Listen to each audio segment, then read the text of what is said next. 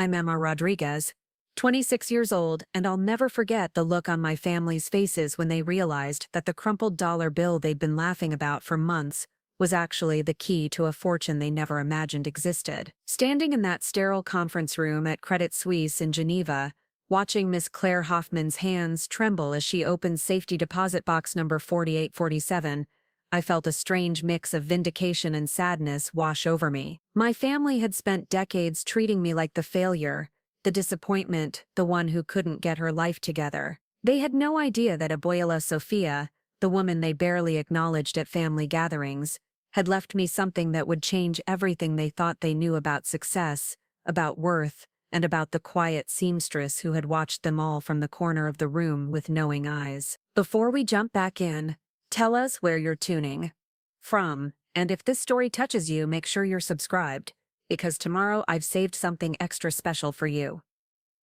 The Rodriguez family hierarchy was as predictable as Chicago winter, and just as brutal. Growing up in our pristine Victorian house on North Cleveland Avenue, everyone knew exactly where they stood in the pecking order. My older brother, Michael, held the crown as the golden child, Harvard Law School graduate turned corporate attorney at one of Chicago's most prestigious firms. At 29, he was already making partner-track money, driving a BMW, and living in a downtown high-rise that our parents bragged about to anyone who would listen. Then there was Jessica, my younger sister, the medical prodigy who had sailed through Northwestern University and was now in her third year of medical school. At 23, she was already being courted by residency programs across the country, her future as bright and certain as the diplomas that lined our hallway wall. And then there was me, Emma, the art history major who worked at Grind Coffee House in Wicker Park, serving lattes to hipsters and tourists, while trying to figure out what to do with a degree that everyone reminded me was essentially worthless. I lived in a studio apartment that was smaller than my parents' walk-in closet, took the L to work every day, and had a checking account that rarely saw more than 3 digits. In a family obsessed with traditional markers of success, I was the cautionary tale, the example of what happened when you followed your dreams instead of practical career advice. Our weekly family dinners were exercises in subtle humiliation that had been perfected over years of practice. Every Sunday at 6 sharp, we would gather around the mahogany dining table that my mother Linda had inherited from her grandmother, and the performance would begin. Dad would ask about everyone's week, starting with Michael's latest courtroom victory or important client meeting. Mom would beam with pride as he described his cases, his billable hours, his growing reputation in the legal community. Then attention would turn to Jessica, who would share updates about her rotations, her research projects, her professors who were impressed with her dedication and natural talent for diagnostics. By the time they got to me, the energy in the room would shift like air being let out of a balloon. "What about you, Emma?" Dad would ask with the kind of forced cheerfulness that barely concealed his disappointment. "How are things at the coffee shop? Any thoughts about using that expensive education we paid for?" I would mumble something about the regulars, about how I was still exploring my options, about maybe applying for museum internships, and I could see the barely concealed eye rolls, the tight smiles, the way the conversation would quickly pivot to more successful family members. Uncle Tom and Aunt Carol would often join these dinners, bringing their son David, who was Michael's age and worked as an investment banker downtown. Tom owned a chain of auto dealerships across the Chicago suburbs and never missed an opportunity to remind everyone about his financial success. He would arrive in his latest luxury car, talk about his vacation homes, his golf club memberships, his son's impressive portfolio performance. The message was always clear: success was measured in dollars, status symbols, and prestigious job titles. Everything I lacked. The worst part wasn't even the direct criticism. It was the casual way they would talk about me as if I wasn't there, or as if my potential was a problem to be solved rather than a person to be supported. "Emma's always been the artistic one," Mom would say to guests, as if artistry was a diagnosis rather than a passion. "We keep hoping she'll find her direction," Dad would add, the implication being that 26 was far too old to still be searching. David would occasionally throw me a bone, asking about my photography or whether I'd been to any interesting gallery openings, but even his well-meaning questions felt like charity from the successful cousin to the family disappointment. But there was one person who never made me feel like a failure, who never questioned my choices, or made me feel small for working in a coffee shop, while my siblings collected professional accolades. Abuela Sofia had been a constant presence in my childhood, a tiny woman with silver hair always pulled back in a neat bun, who spoke in a mixture of Spanish and English, and had hands that told stories of decades spent working with needle and thread. She had immigrated to Chicago from Spain in 1954, when she was just 18 years old, and had worked as a seamstress her entire life, taking in alterations and mending clothes for neighbors in the Pilsen neighborhood, where she lived in a small apartment above a bakery. While my parents and siblings barely acknowledged her presence at family gatherings, I had always been drawn to her quiet strength and the way she seemed to see the world differently than everyone else. She would sit in the corner during our loud family dinners, watching everything with dark eyes that missed nothing, occasionally making observations in Spanish that would make me laugh even when I didn't fully understand the word. When I was little, she would take me to the small balcony of her apartment and point out constellations, telling me stories about the stars that connected our family to places I had never seen, to history I had never learned in school. Para mi nieta especial, she would say, calling me her special granddaughter. You have eyes that see what others miss. This is gift, not curse. She would tell me about the old country, about castles and olive groves, about family recipes and traditions that had been passed down through generations. Most of the family dismissed these stories as the confused ramblings of an elderly woman, but I hung on every word, sensing that there was something important in these tales that I was too young to fully understand. As I got older and the family pressure to succeed in traditional ways intensified, Abuela Sofia became my refuge. I would visit her apartment on weekends, helping her with groceries, or just sitting with her while she worked on her sewing project. She would ask about my photography, about the art classes I had taken, about my dreams of maybe working in a museum or gallery someday. She never asked when I was going to get a real job, or why I wasn't more like my sibling. Instead, she would nod thoughtfully and say things like, "The most beautiful treasures are often hidden where people don't think to look." When Abuela Sofia passed away 3 months ago,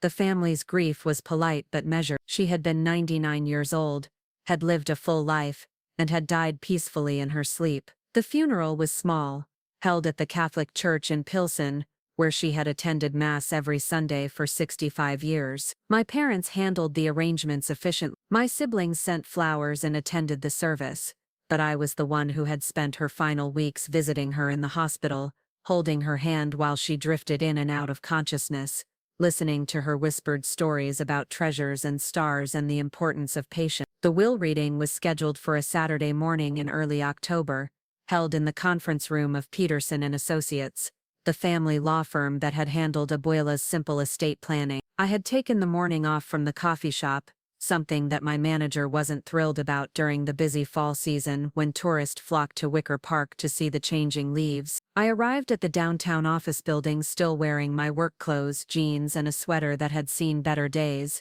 feeling underdressed compared to my family members who had shown up in their professional attire. Mr. Henry Peterson was a kind man in his 70s, who had handled legal matters for our family for decades. He had known Abuela Sofia since she had first arrived in Chicago, had helped her with immigration paperwork, lease agreements, and eventually with writing her will. He greeted each of us warmly, offering coffee and expressing his condolences once more before settling behind his desk with a folder containing the documents that would reveal how Abuela had chosen to distribute her modest possession. The reading began with the standard legal language, the formal acknowledgement of Sofia Elena Rodriguez's passing, and her desire to distribute her worldly possessions to her surviving family members. Mr. Peterson adjusted his glasses and began reading the specific bequest. To her son Robert, my father, she left her collection of family photographs and her rosary beads. To her daughter-in-law Linda, she left her jewelry box and the few pieces of costume jewelry it contained. To her grandson Michael, she left her father's pocket watch, a tarnished piece that had belonged to her father in Spain. To her granddaughter Jessica, she left her collection of recipe cards and the cast-iron skillet that had belonged to her own grandmother. As Miss Peterson continued reading, I noticed the pattern. Each bequest was personal, meaningful, but not particularly valuable in monetary terms. My parents exchanged glances, and I could see them calculating the worth of what they were hearing. Abuela's apartment had been modest, her possessions few, and while the sentimental value of these items was clear, no one was expecting any significant financial inheritance. She had worked as a seamstress her entire life, had lived frugally, and had never displayed any signs of hidden wealth. When Mr. Peterson reached my name, I sat up straighter in my chair, curious about what Abuela had chosen to leave me. To my granddaughter Emma Sofia Rodriguez, he read, I leave the sum of $1, along with this note, to be given to her exactly as I have written it. He reached into the folder and pulled out a small envelope with my name written on it in Abuela's careful handwriting. Inside was a crisp $1 bill, and a piece of paper with a message written in her mixture of Spanish and English. Para mi nieta, especial.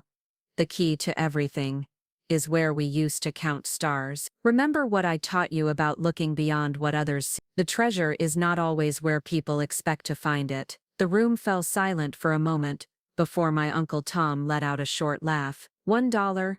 That's it? My dad cleared his throat uncomfortably, and my mom reached over to pat my hand in what I assume was meant to be a comforting gesture. I'm sure she meant well, honey, Mom said, her voice carrying that particular tone she used when she was trying to make the best of an embarrassing situation. Maybe she was confused at the end, or maybe there's more to it that we don't understand yet. But even as my family began to discuss the possibility that Abuela had made a mistake, that perhaps her advanced age had affected her judgment, I found myself staring at the note and remembering those evenings on her balcony, looking up at the stars while she told me stories about hidden treasures and the importance of patience. The key to everything is where we used to count stars. I knew exactly what she meant. Her balcony where we had spent so many evenings together, where she had shared her stories about the old country and the treasures that had been hidden away for safekeeping. The will reading concluded with Miss Peterson explaining the practical matters of estate settlement, the transfer of possessions, and the small amount of money in Abuela's checking account that would be used to cover final expenses. My family members began discussing among themselves who would handle which responsibilities, who would clean out her apartment, who would distribute the various bequests. I sat quietly, folding the dollar bill and the note carefully and putting them in my purse, already planning my visit to Abuela's apartment. That evening our family gathered for dinner as usual, but the conversation was dominated by discussion of the inheritance and what it revealed about Abuela's final wishes. Michael was pleased with the pocket watch which he planned to have restored and perhaps use as a conversation piece in his office. Jessica was excited about the recipe cards, planning to try some of Abuela's. Preparing and narrating this story took us a lot of time, so if you are enjoying it, subscribe to our channel. It means a lot to us. Now back to the story. Traditional Spanish dish. My parents were gracious about their bequests, though I could sense their slight disappointment that there hadn't been more monetary value in the estate. And then the conversation turned to me. Emma got $1, Tom said with a chuckle, still apparently finding humor in what he saw as an odd bequest. Maybe it was her way of telling you to save your money, he added, and the others laughed politely. I think it's sweet, Carol said, though her tone suggested she found it more pitiful than sweet. She probably knew that Emma needed every dollar she could get, what with the coffee shop job and all. David tried to be supportive, suggesting that maybe the note contained some kind of clue or deeper meaning, but even his well-intentioned comments felt like consolation prizes. I excused myself early that evening, claiming I had to work the opening shift at the coffee shop the next morning. But instead of going home to my studio apartment, I drove to Pilsen to the small building where Abuela had lived for the last 30 years of her life. The landlord, Miss Martinez, had given me a key weeks earlier, knowing that I would be the one to handle the personal belongings and prepare the apartment for the next tenant. I climbed the narrow stairs to the second floor, unlocked the door, and stepped into the space that had been Abuela's home for so many years. The apartment was exactly as she had left it, small and neat, with furniture that had been carefully maintained, but was clearly decades old. The walls were covered with photographs of family, religious imagery and a few small paintings that she had collected over the years. The kitchen was tiny but functional, with the cast iron skillet that now belonged to Jessica sitting on the stove, and the recipe cards that contained her culinary secrets, organized in a small wooden box on the counter. Everything spoke of a life lived simply without excess, but with careful attention to the things that mattered most. I made my way to the small balcony that had been our stargazing spot, stepping out into the cool October evening air. The city lights made it difficult to see the stars as clearly as we had when I was a child, but I could still make out the major constellations that Abuela had taught me to identify. I stood there for a few minutes,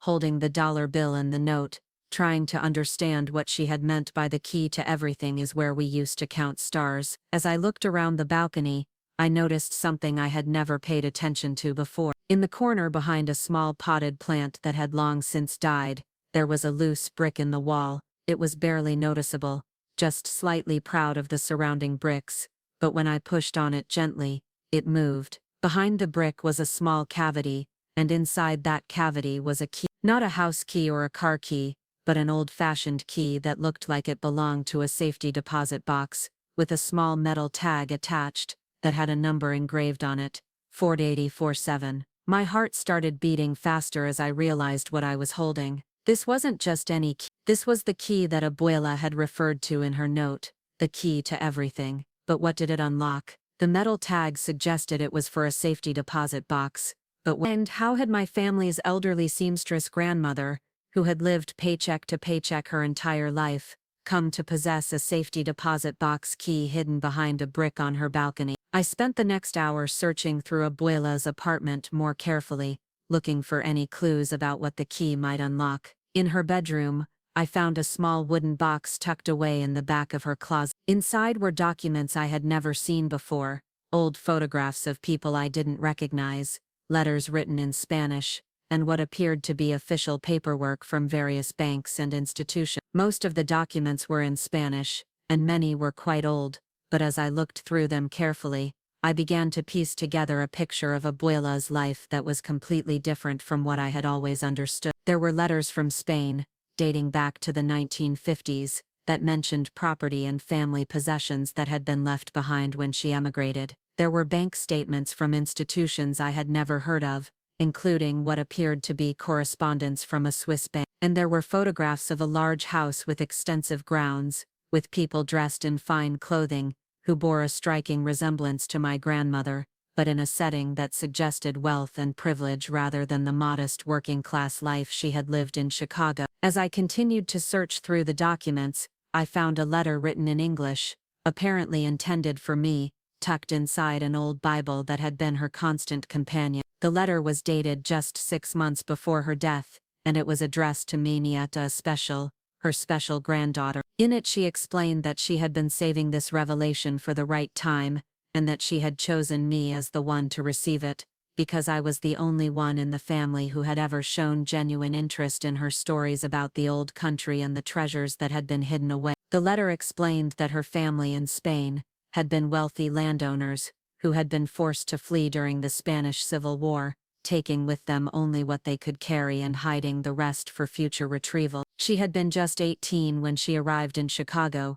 carrying with her not just the hope of starting a new life, but also the knowledge of where certain family treasures had been hidden and the legal documents that proved her claim to them. Over the years she had worked not just as a seamstress, but as a careful investor and saver, slowly building a portfolio that would allow her to eventually reclaim what had been left behind. The letter contained instructions for accessing a safety deposit box at Credit Suisse in Geneva, Switzerland, using the key I had found hidden behind the brick. It also contained contact information for a lawyer in Switzerland, who had been helping her with the legal processes of reclaiming her family's assets, and bank account information that suggested she had been far more financially sophisticated than any of us had realized. The woman who had clipped coupons and shopped at thrift stores had apparently been managing international investments and legal claims for decades, all while maintaining the appearance of a simple immigrant seamstress. As I sat in her small apartment, surrounded by the modest possessions that had defined her public life,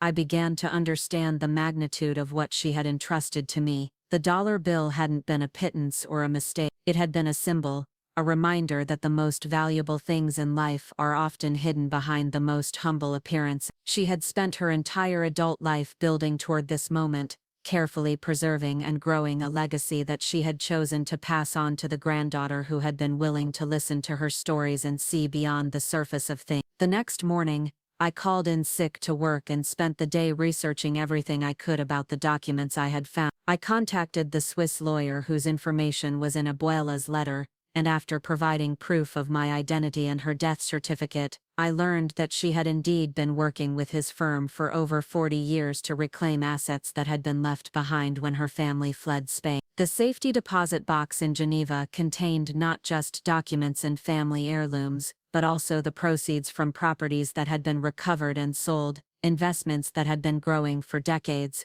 and artifacts that had been carefully preserved for future generations. The lawyer, Mr. Weber, explained that the total value of what was in the safety deposit box was difficult to estimate without a full appraisal, but that preliminary assessments suggested it could be worth several $1,000,000. He arranged for me to access the box via video conference initially, with the option to travel to Geneva to claim the contents in person once I had seen what was inside and decided how to proceed. The video call was scheduled for the following week, and I spent the intervening days in a state of stunned disbelief. I continued to work at the coffee shop, serving lattes and trying to process the reality that my life was about to change in ways I couldn't even imagine. I didn't tell anyone in my family what I had discovered, partly because I wasn't sure they would believe me, and partly because I wanted to understand the full scope of what Abuela had left me before I shared the news with people who had spent my entire life treating me as the family disappointment. When the day of the video conference arrived, I was sitting in my small studio apartment,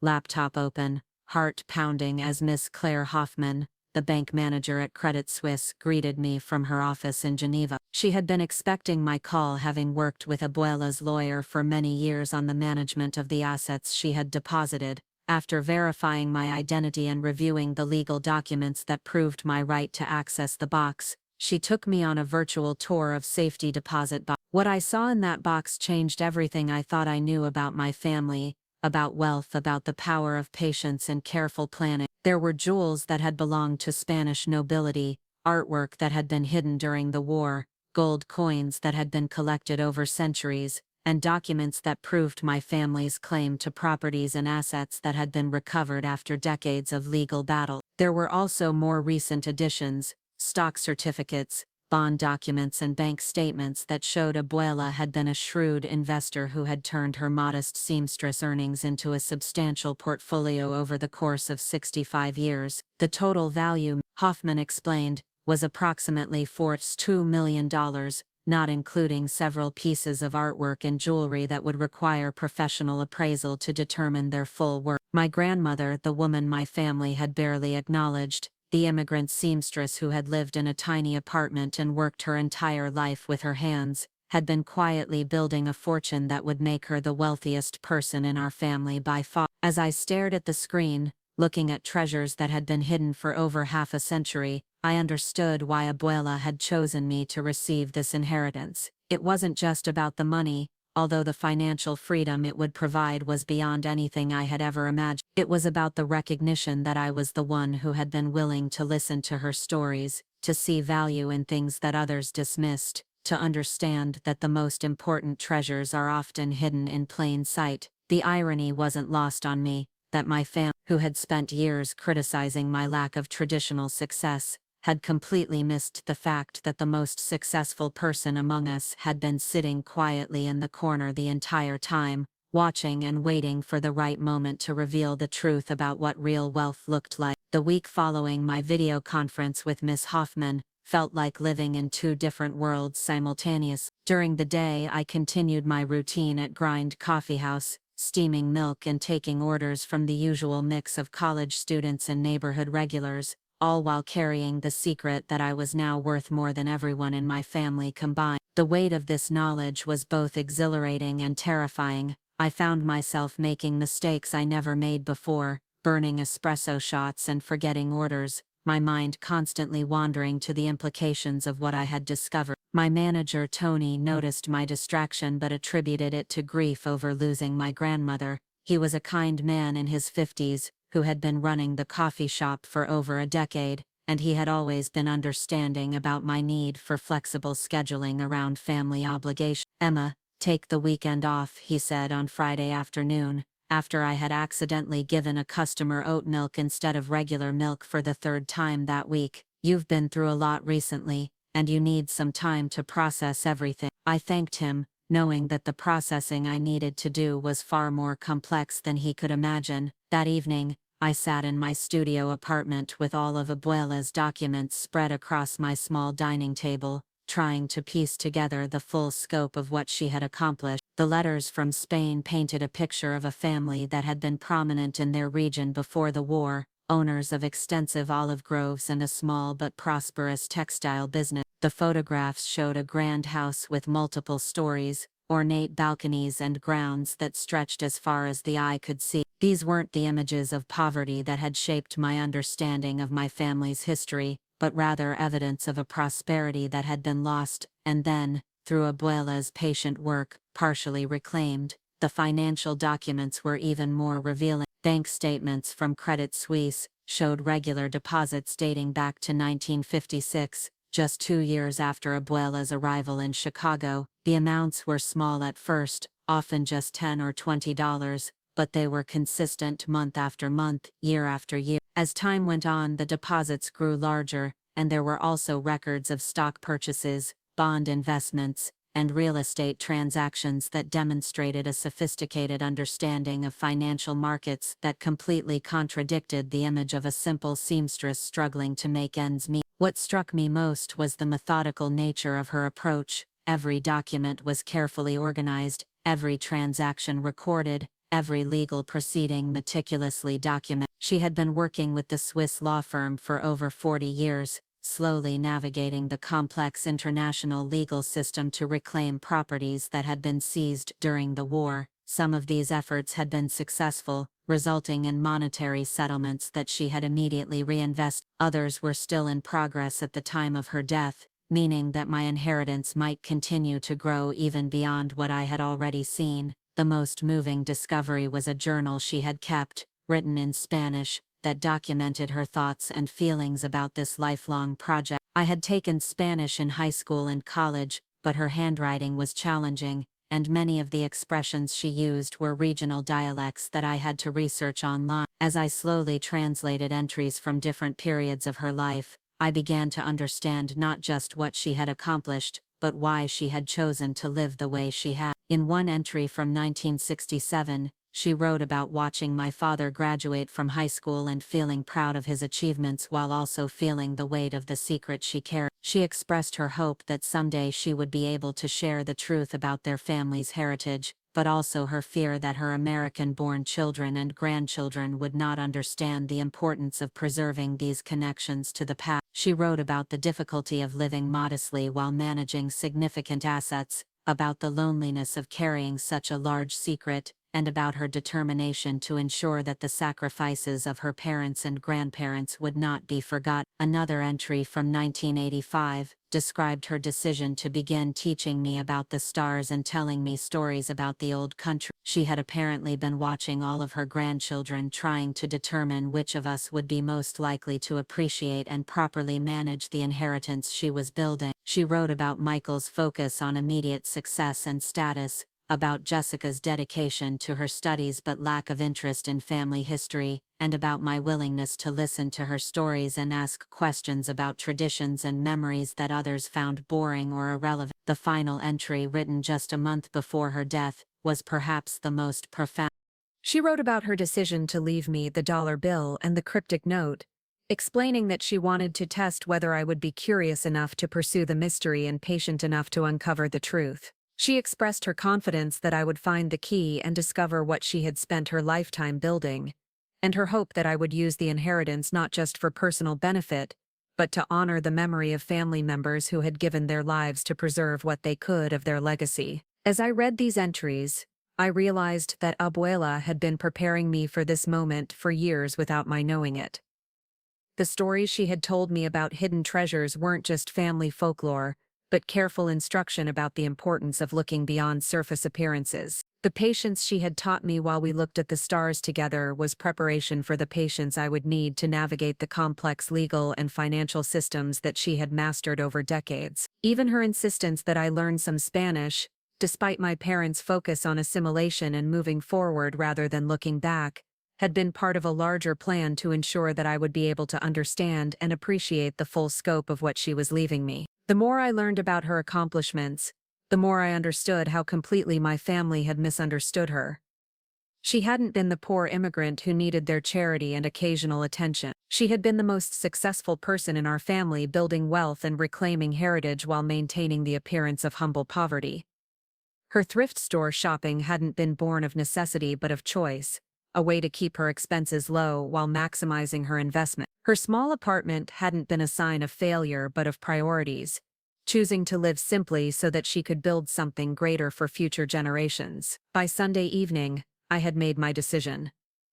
I would tell my family about the inheritance, but not in the way they expected. I would attend our weekly family dinner as usual, let them continue their familiar patterns of condescension and disappointment, and then reveal the truth in a way that would make them understand, not just what they had missed about Abuela, but what they had missed about me as well. That Sunday dinner started exactly as I had anticipated. I arrived at my parents' house on North Cleveland Avenue wearing my usual weekend attire, jeans and a vintage sweater that I had found at a thrift store, carrying a bottle of wine that cost less than $20. Michael was already there, dressed in casual clothes that probably cost more than my monthly rent, talking about a case he was working on that involved a major corporate acquisition. Jessica arrived shortly after I did, fresh from a study session at the medical library, full of stories about her clinical rotations and the attending physicians who were impressed with her diagnostic skills. The conversation during dinner followed the predictable pattern. Dad asked about Michael's work, and my brother launched into a detailed description of his latest billable hour achievements and the partnership track he was on. Mom beamed with pride as he described the respect he was earning from senior partners and the complex cases he was being assigned. Jessica shared updates about her research project and the possibility of publishing her findings in a medical journal, while Uncle Tom and Aunt Carol nodded approvingly and made comments about how proud they were of their accomplished nieces and nephews. When the conversation turned to me, I could see the familiar shift in energy around the table. "So Emma," Dad said with forced enthusiasm, "how are things at the coffee shop? Any interesting developments in your career plan?" I smiled and gave my usual non-committal responses about enjoying the work and keeping my options open. Tom chimed in with his standard suggestion that I should consider taking some business classes and maybe looking into management opportunities in the food service industry. "After all," he said, "there's good money to be made in hospitality if you're willing to work your way up."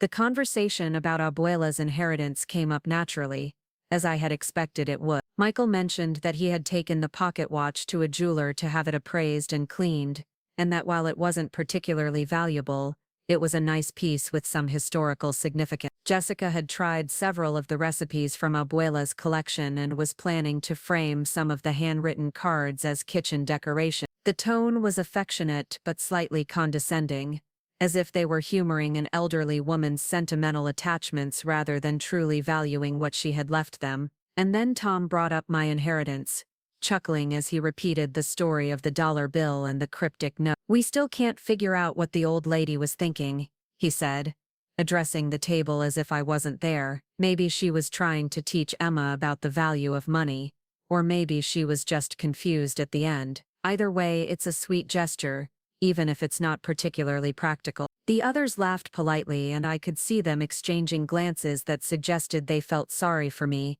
the granddaughter who had received the least valuable inheritance from a grandmother who apparently hadn't had much to give. I let the conversation continue for a few more minutes, listening to their theories about Abuela's mental state, and their gentle suggestions that I shouldn't read too much into what was probably just an elderly woman's confused attempt at sentiment. Then I excused myself from the table, saying I needed to get something from my car. Instead, I retrieved the folder I had prepared, containing copies of some of the documents I had found and printed screenshots from my video conference with Ms. Hoffman at Credit Suisse. When I returned to the dining room, I placed the folder on the table and sat down, waiting for the conversation to pause. I think you're right that Abuela was trying to teach me something about the value of money, I said, my voice calm and steady. But I don't think she was confused at all. In fact, I think she was probably the most financially sophisticated person this family has ever known. The table went quiet, and I could see the puzzled expressions on their faces as they tried to understand what I was suggesting. I opened the folder and pulled out the first document, a bank statement from Credit Suisse, showing the current balance of safety deposit box 40. This is from the Swiss bank where Abuela maintained an account for over 60 years, I explained. The dollar bill she left me came with a note that led me to a key, and that key opened a safety deposit box containing assets worth approximately $4.2 million. The silence that followed was unlike anything I had ever experienced in our family's dining room. Michael was the first to speak, his voice uncertain as he asked if this was some kind of joke. Jessica leaned forward to look at the bank statement more closely, her medical training making her naturally analytical about evidence and documentation. Mom and Dad sat frozen, their faces reflecting a mixture of confusion and disbelief. Tom and Carol exchanged glances that suggested they were trying to determine whether this was an elaborate prank or some kind of misunderstanding. I continued to pass around documents, explaining what I had discovered about Abuela's background and the decades-long project she had undertaken to reclaim her family's lost asset. I showed them photographs of the Spanish estate where she had grown up, letters from lawyers documenting successful property recoveries, and investment statements showing the careful growth of her portfolio over more than half a century. With each piece of evidence, I watched their understanding shift from disbelief to amazement, to something that looked almost like fear. The questions came in rapid succession. How long had I known about this? Why hadn't Abuela told anyone else? What did this mean for the rest of the family? How was it possible that a seamstress had accumulated such wealth? I answered each question patiently, explaining the timeline of my discovery, sharing what I had learned about Abuela's careful planning and patient investment strategy, and describing the legal processes that had been necessary to reclaim assets that had been lost during the Spanish Civil War. But the most difficult question came from my mother, who asked why Abuela had chosen to leave this inheritance to me rather than distributing it among all of her grandchildren. I had anticipated this question, and I had prepared an answer based on what I had learned from Abuela's journal and letters. She was looking for someone who would understand the importance of preserving family history and heritage, I explained. Someone who would appreciate the stories and the struggle that went into building this legacy. She chose me because I was the one who listened to her stories, who asked questions about our family's past, who showed interest in the culture and traditions that she was trying to preserve. The implication was clear, though I didn't state it directly. While they had been dismissing Abuela as a confused elderly woman and me as the family disappointment, she had been observing all of us and making careful judgments about who would be the most responsible steward of what she had spent her lifetime building. She had chosen the granddaughter who worked in a coffee shop over the grandson who was a successful lawyer and the granddaughter who was becoming a doctor, because she had seen something in me that they had never recognized. The conversation that followed was unlike any we had ever had as a family. For the first time in my adult life, I found myself in the position of being the one with the most significant news, the most impressive accomplishment, the most substantial assets. The dynamic that had defined our family relationships for decades was suddenly completely reversed. Michael, who had always been the golden child, was asking me for advice about financial planning and investment strategies. Jessica, who had always been praised for her intelligence and dedication, was asking me about the legal processes involved in international asset recovery. Mom and Dad were struggling to reconcile this new information with their long-standing assumptions about both Abuela and me. They asked detailed questions about the Swiss bank, about the lawyers who had been handling the case, about the timeline for accessing the inheritance. They seemed genuinely amazed by the scope of what Abuela had accomplished, but also somewhat embarrassed by their failure to recognize her achievements during her lifetime. Uncle Tom's response was perhaps the most revealing. As a successful businessman who had always prided himself on his financial acumen, he was particularly struck by the sophistication of Abuela's investment strategy. He asked to see more of the documentation, studying the bank statements and investment records with the attention of someone who understood the skill and patience required to build such a portfolio. "I think we all underestimated your grandmother," he said finally, his voice carrying a tone of respect that I had never heard him use when talking about abuela before. The evening concluded with a family discussion about practical matters. I would need to travel to Geneva to formally claim the inheritance and decide how to manage the assets going forward. There would be tax implications to consider, legal processes to navigate, and decisions to make about how to honor abuela's legacy, while also using the inheritance to build a meaningful life for myself. For the first time in my adult life, my family members were asking for my thoughts and opinions, rather than offering unsolicited advice about my choices and prospects. As I prepared to leave that evening, carrying the folder of documents that had transformed our family's understanding of both abuela and me, I reflected on the magnitude of what had changed. The dollar bill that they had mocked for months had indeed been the key to everything. Just as abuela had intended, she had spent decades building a legacy that would not only provide financial security for her chosen heir, but also serve as a powerful lesson about the dangers of judging people by appearances, rather than understanding their true capabilities and contribution. The week that followed was a whirlwind of activity.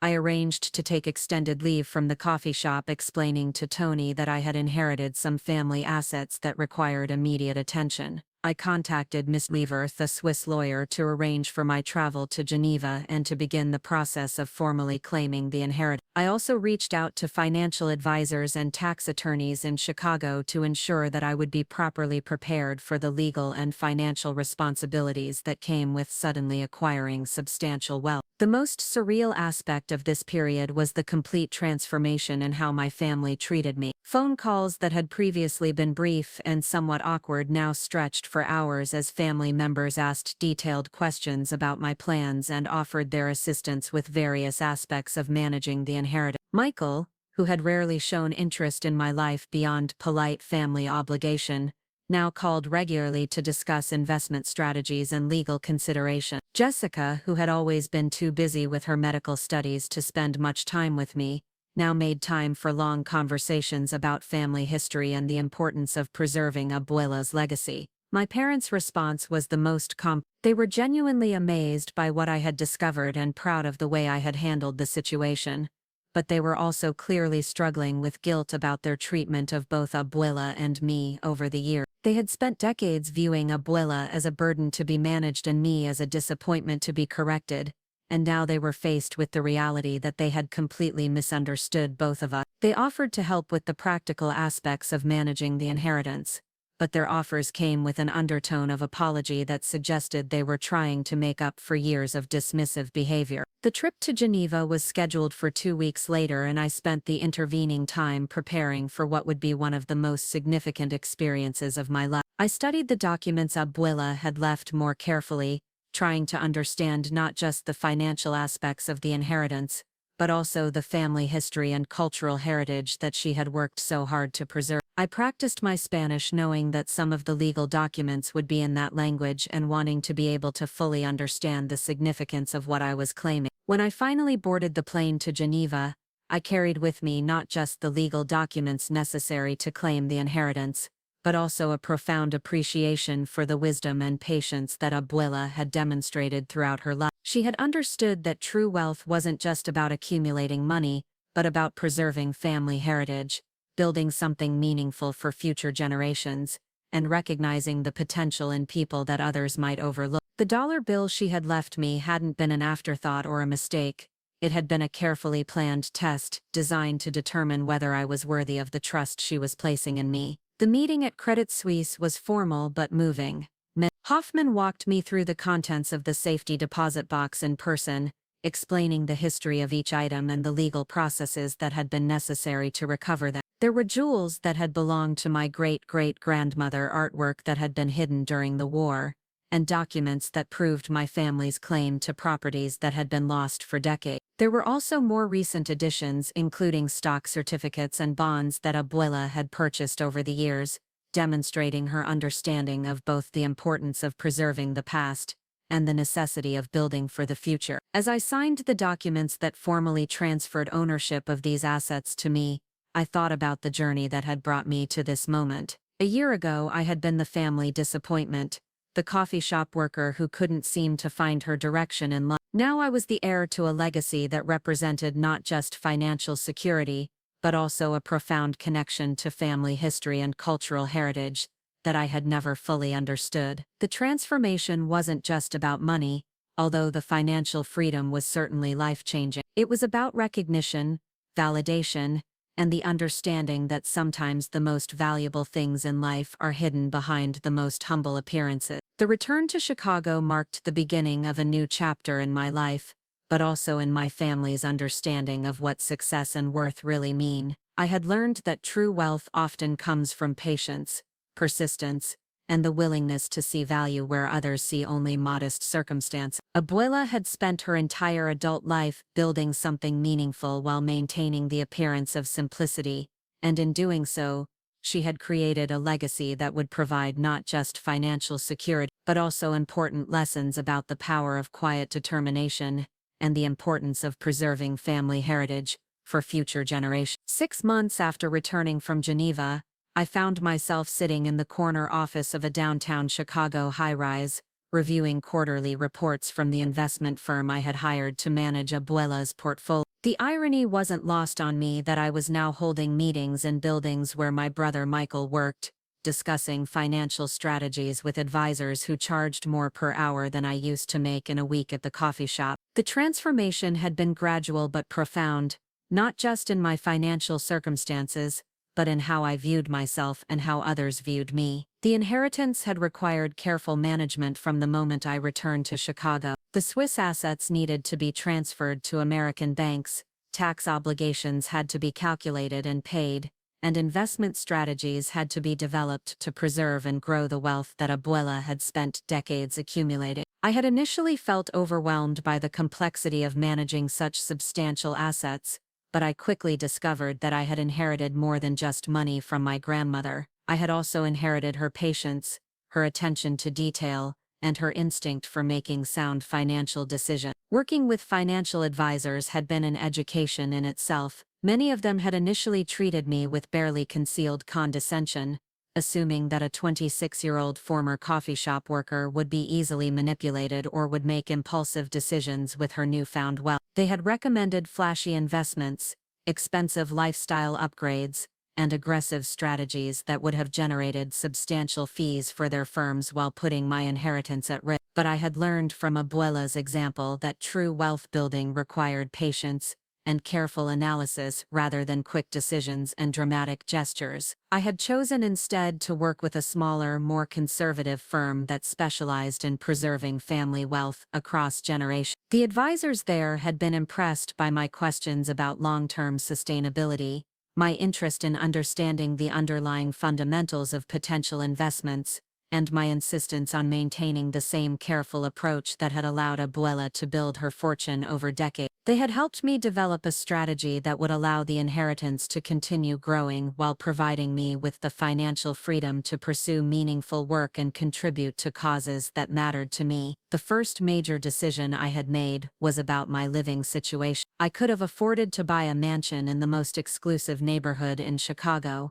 but instead I had chosen to purchase a modest but beautiful townhouse in Lincoln Park, not far from where my parents lived. The house was large enough to accommodate my growing collection of family documents and artifacts from the inheritance, but it wasn't ostentatious or designed to impress others. I had learned from Abuela that true security came from making wise choices rather than displaying wealth, and I wanted to honor that lesson in how I approached my new circumstances. The second major decision had been about my career. I had given notice at the coffee shop, but not to become a socialite or to live a life of leisure. Instead, I had used my newfound financial freedom to pursue the museum work I had always dreamed of, but never felt I could afford to chase. I had enrolled in a graduate program in museum studies and had begun volunteering at the Chicago History Museum, where my knowledge of Spanish language and culture, combined with my personal experience with family heritage preservation, had made me a valuable contributor to their immigration history exhibits. The work at the museum had been incredibly fulfilling in ways that went beyond the financial security the inheritance had provided. I was helping other families research their genealogies,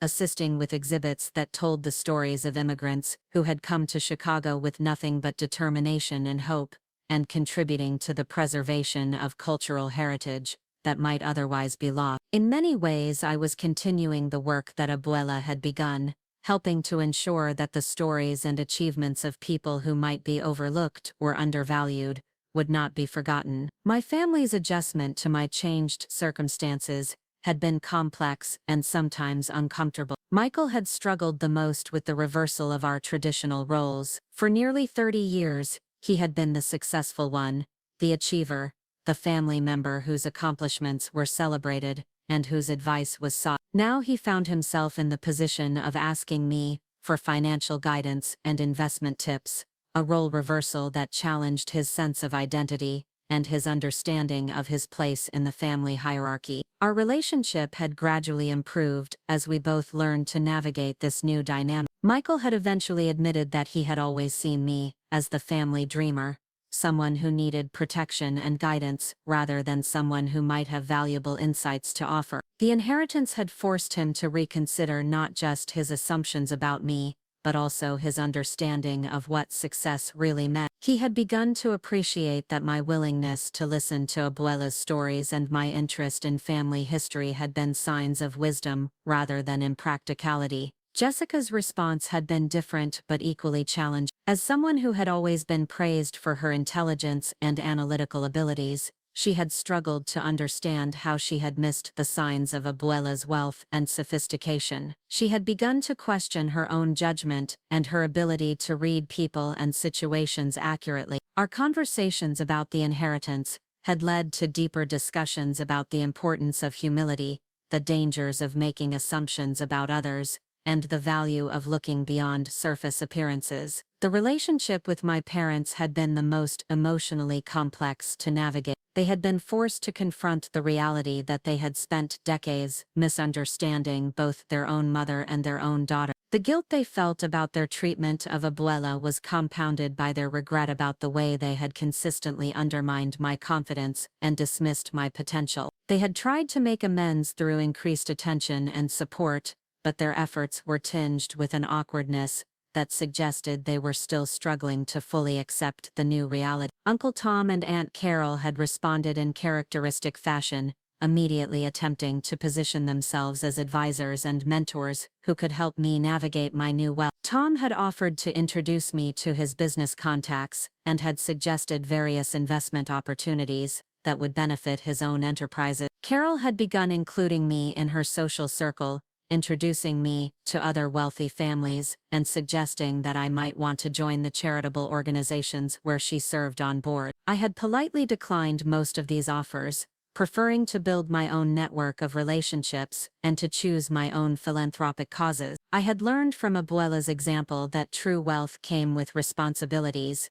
and I wanted to ensure that my charitable giving was thoughtful and meaningful, rather than simply designed to enhance my social status. I had begun supporting organizations that worked with immigrant families, educational programs that helped first-generation college students, and cultural preservation initiatives that aligned with the values Abuela had instilled in me. The most unexpected aspect of my new circumstances had been the way they had changed my relationship with Chicago itself. Having grown up in the city, I had always taken for granted the cultural institutions, the neighborhoods, and the opportunities that surrounded me. Now, with the financial freedom to explore and contribute, I had begun to see the city through different eyes. I had become a patron of smaller museums and cultural centers, particularly those that focused on immigrant history and Latino culture. I had also begun to travel more extensively, visiting the places that Abuela had told me about in her stories, and gaining a deeper understanding of the heritage she had worked so hard to preserve. One of the most meaningful trips had been to Spain,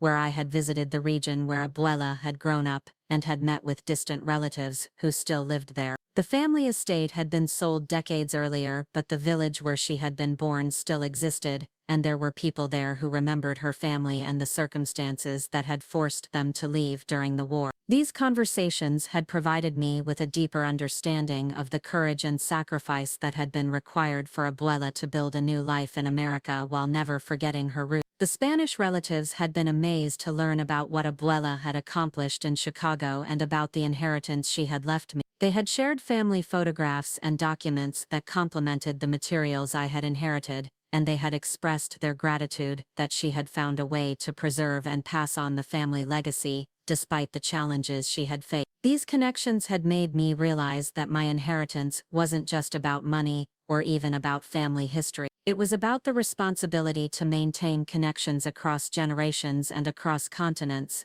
to ensure that the sacrifices of previous generations weren't forgotten, and to build something meaningful for future generations. The legal processes involved in managing the inheritance had also been educational. Working with lawyers and financial advisors had taught me about estate planning, tax strategies, and the importance of protecting assets for future generations. I had begun to understand why Abuela had been so secretive about her wealth and so careful about her financial decisions. Managing substantial assets required not just intelligence and patience, but also discretion and the ability to distinguish between trustworthy advisors and those who were primarily interested in generating fees for themselves. I had also learned about the philanthropic opportunities that came with wealth. Abuela had been quietly charitable throughout her life, but she had focused on small, direct contributions to individuals and families in need, rather than large donations to established organizations. I had chosen to continue this tradition while also exploring more formal charitable giving that could have a broader impact. I had established a small foundation focused on supporting first-generation college students from immigrant families, providing scholarships and mentorship programs that would help them navigate the challenges I had faced in pursuing higher education. The foundation work had been particularly meaningful because it had allowed me to use my inheritance in ways that honored Abuela's values, while also addressing needs that I understood from personal experience. Many of the students I worked with reminded me of myself at their age, struggling to balance family expectations with personal dreams, trying to find their way in a world that often seemed designed for people with different backgrounds and advantages. Being able to provide them with financial support and guidance felt like a natural extension of the lessons Abuela had taught me about recognizing potential in people who might be overlooked by others. The most challenging aspect of managing the inheritance had been learning to navigate the social dynamics that came with wealth. Chicago's philanthropic community was small and interconnected, and my sudden appearance as a significant donor had attracted attention from various organizations and individuals who were interested in cultivating relationships with me. I had to learn to distinguish between genuine interest in the causes I supported and opportunistic attempts to gain access to my resources. This process had given me a new appreciation for the wisdom Abuela had shown in maintaining her privacy and living modestly despite her wealth. She had understood that displaying wealth often attracted the wrong kind of attention, and that true security came from making careful choices about whom to trust, rather than from trying to impress others with expensive possessions or lavish lifestyle choices. I had tried to follow her example, focusing on building meaningful relationships and contributing to worthwhile causes, rather than seeking recognition or status.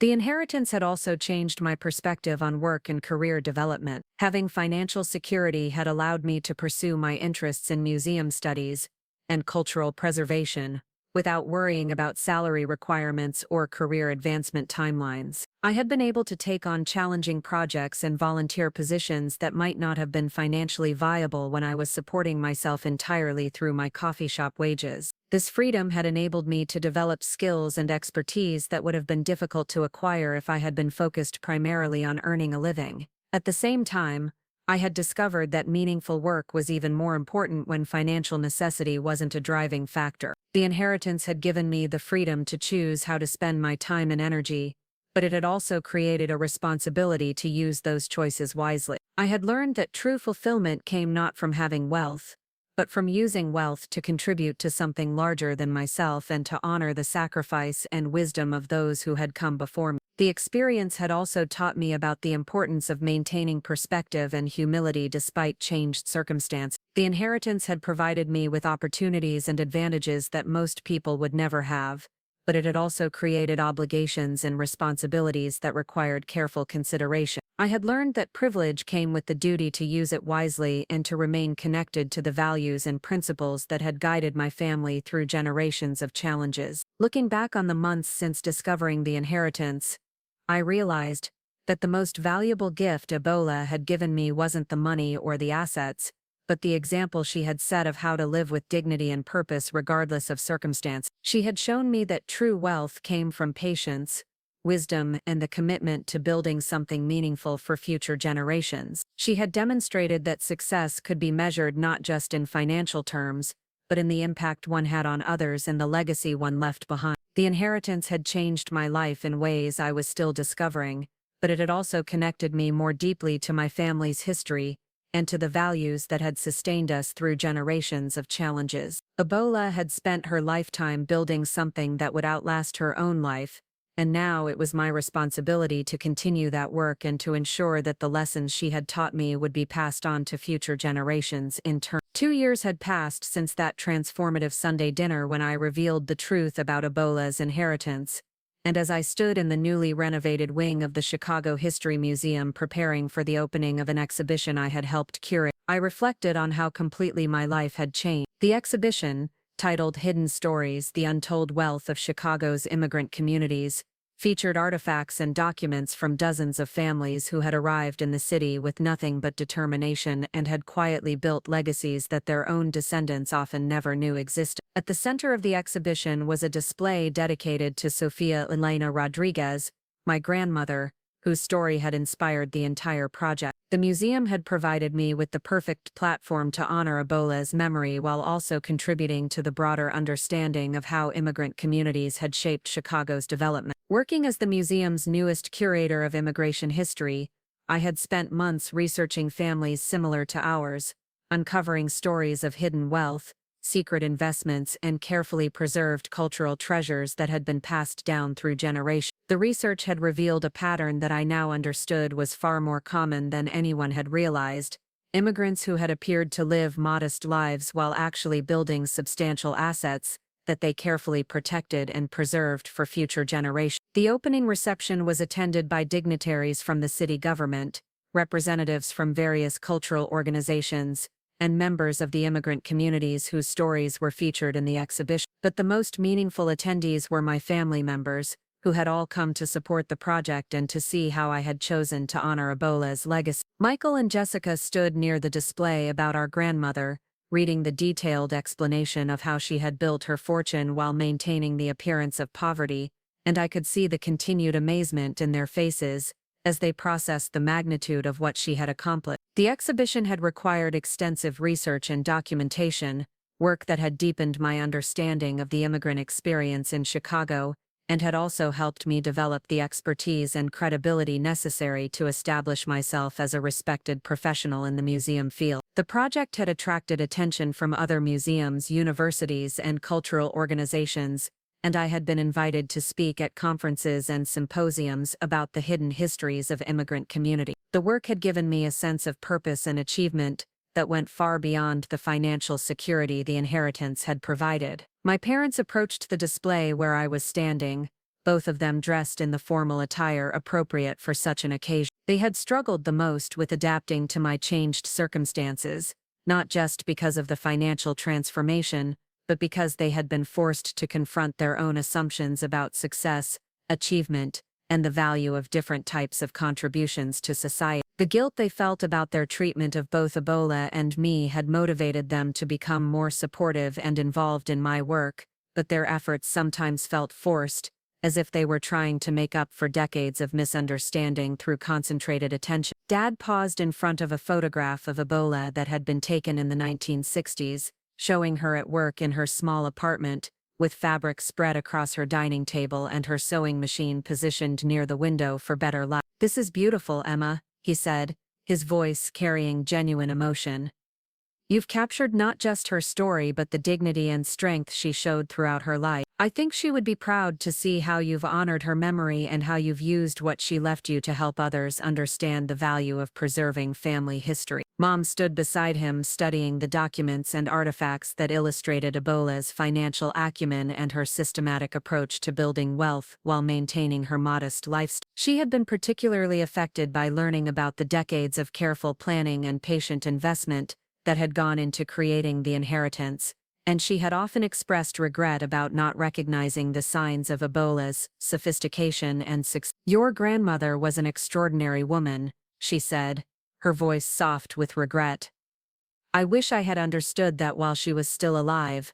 I wish I had asked her more questions about her life and her experiences instead of assuming I knew what her circumstances were." The conversation with my parents had become easier over time, but it remained tinged with the awareness that our relationships had been fundamentally altered by the revelation of the inheritance. They had learned to treat me with the respect and attention they had always given to Michael and Jessica, but the change felt deliberate rather than natural, as if they had to consciously remind themselves to value my opinions and accomplishments. I had come to accept this as part of the process of rebuilding our family dynamics, understanding that genuine change sometimes required time and continued effort, even when the initial recognition had been dramatic. Michael had arrived at the reception with his wife Sarah, whom he had married the year before in a ceremony that had been very different from the family gatherings of our childhood. For the first time in our family's history, I had been asked to give a toast at a major family celebration, and I had spoken about the importance of recognizing and appreciating the unique contributions that each family member made to our collective story. The wedding had marked a turning point in our sibling relationship, as Michael had finally begun to see me as an equal rather than as someone who needed guidance and protection.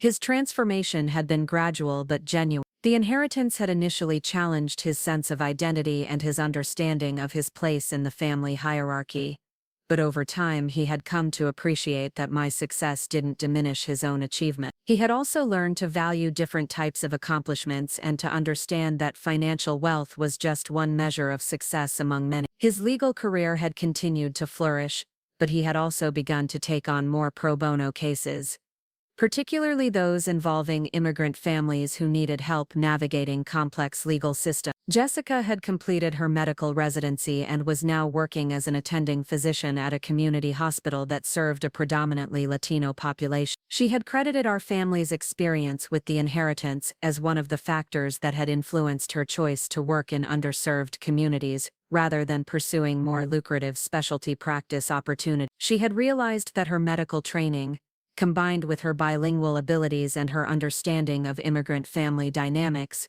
positioned her to make a meaningful difference in the lives of people who might otherwise struggle to access quality healthcare. The changes in my siblings had been among the most rewarding aspects of the entire experience. Rather than creating lasting resentment or jealousy, the inheritance had ultimately brought us closer together as we had all learned to appreciate different types of contributions, and to recognize that success could take many forms. We had developed a mutual respect that had been missing during our childhood, when the family hierarchy had been rigidly defined and competition for parental approval had shaped our relationships with each other. Uncle Tom and Aunt Carol had also attended the reception, though their response to my changed circumstances had been more complex and sometimes uncomfortable. Tom had initially tried to position himself as a mentor and advisor, offering investment opportunities and business connections that would have benefited his own enterprise. When I had politely declined these offers and had chosen to work with my own team of advisors, he had seemed somewhat offended, as if my independence was a rejection of his expertise and experience. Over time, however, he had come to respect my financial decisions and my philanthropic work. He had even begun to support some of the same causes that I had chosen to champion, particularly those focused on supporting immigrant entrepreneurs and small business development. His relationship with me had evolved from condescending superiority to genuine collegial respect, though it had taken considerable time for him to adjust to the reality that I no longer needed his guidance or approval. The exhibition opening had also attracted attention from representatives of the Spanish government and from cultural organizations in Spain, who were interested in the stories of Spanish immigrants who had built successful lives in America. I had been invited to participate in a cultural exchange program that would allow me to spend several months in Spain, working with archives and museums there to document the experiences of families who had left during the Civil War, and had established new lives in other countries. The opportunity to work in Spain represented the fulfillment of a dream that I had never even known I had harbored. Growing up, I had listened to abuela's stories about the old country with interest, but without really understanding that those stories were part of my own heritage and identity. Now I had the chance to explore that heritage in depth, to contribute to the preservation of cultural history, and to build connections between Spanish and American institutions that were working to document the immigrant experience. The work in Spain would also allow me to continue the research that had inspired the Chicago exhibition, exploring how immigrant communities had preserved and transmitted cultural wealth across generations and continents. I had discovered that Abuela's story was not unique, but rather part of a broader pattern of quiet resilience and strategic thinking that had characterized many immigrant families who had arrived in America with nothing but determination and had built lasting legacies for their descendants. The financial management of the inheritance had stabilized into a routine that allowed me to focus on my professional work while ensuring that Abuela's wealth continued to grow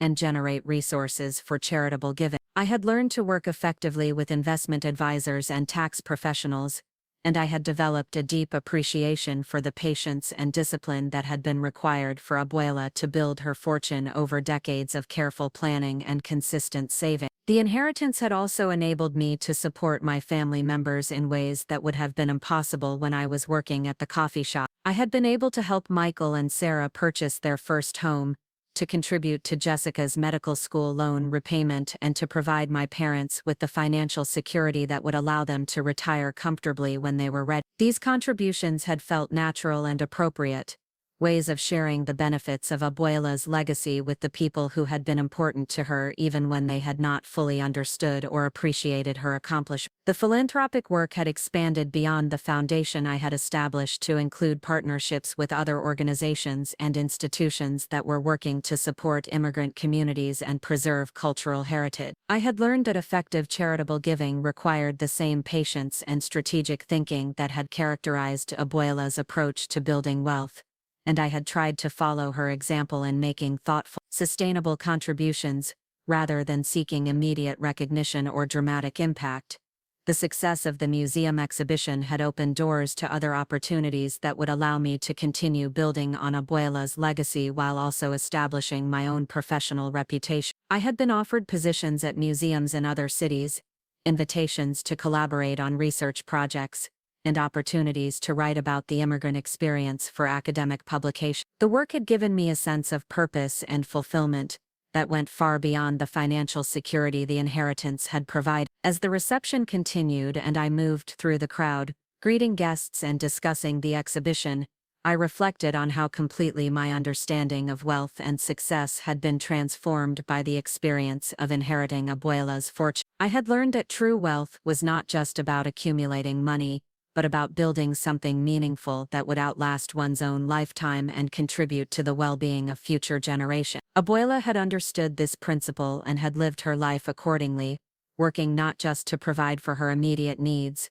but to create a legacy that would honor her family's heritage and provide opportunities for her descendants. The inheritance had also taught me about the importance of patience, persistence, and strategic thinking in achieving long-term goals. Abuela had spent over 60 years building her fortune, making countless small decisions and sacrifices that had accumulated into substantial wealth over time. She had demonstrated that success often required the willingness to delay immediate gratification in favor of long-term benefits, and that the most meaningful accomplishments were often those that were built slowly and carefully rather than achieved quickly and dramatically. Perhaps most importantly, the inheritance had shown me that assumptions about people's circumstances and capabilities were often wrong and that true worth was frequently hidden behind modest appearances. Abuela had allowed her family to underestimate her throughout her life, not because she was ashamed of her accomplishments, but because she understood that discretion and humility were often more valuable than recognition and praise. She had taught me that the most important validation came not from others' approval,